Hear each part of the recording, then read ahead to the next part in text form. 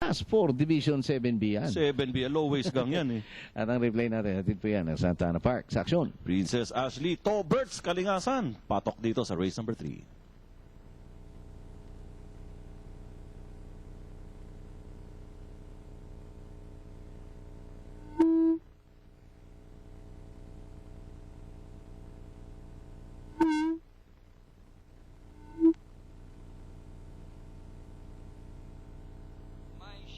The middle, about 4 wide is the Rivaldo, one moving up on the inside is a Prince Jeff.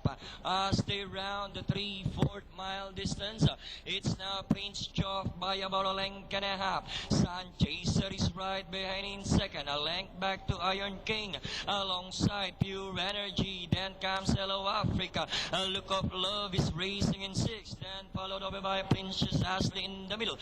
My Shake is running by the rail, then comes Rivaldo. Now coming closer, then comes Divine Diva, and in behind them is Andreas Pet. Inside the last 600, now we've got a engine race. We've got Prince Joff by about half a length, and here comes Sun Chaser now about to throw the challenge. Pure Energy remains in third, and in fourth now is Rivaldo, and by the Princess Ashley and Iron King. Sun Chaser now with a blazing run, this time by about 2 lengths as they race the final corner. Sun Chaser, the one to catch up, maintaining a 2 lengths lead. Prince Joff is fighting back down on the inside. Princess Ashley, Pure Energy, and Rivaldo. 2 and 3 is fighting it out for the lead. Now we've got bunch of horses fighting it out for the lead. And finally, Princess Ashley, second close between Prince Joff and My Chic. And so was Rivaldo. Then comes Pure Energy. Basta ganyan kadikit na mga finishes eh. Talagang Slow mo bibigyan tayo namin direct, ha? ng slow mo Slow dyan. mo.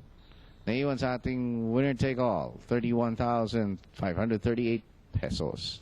Ganda. I think it's between Prince Jeff And number 4, My Chic. and My Chic. Oo, 4 second. So, tingnan muna natin yung tempo, tapos balikan natin yung slow-mo. At ito ang na-register na tempo ni Princess Ashley, 17.5, 25.5, 24.5 on the third canto, 28.5 at the wire for a total of 136 for the 14th.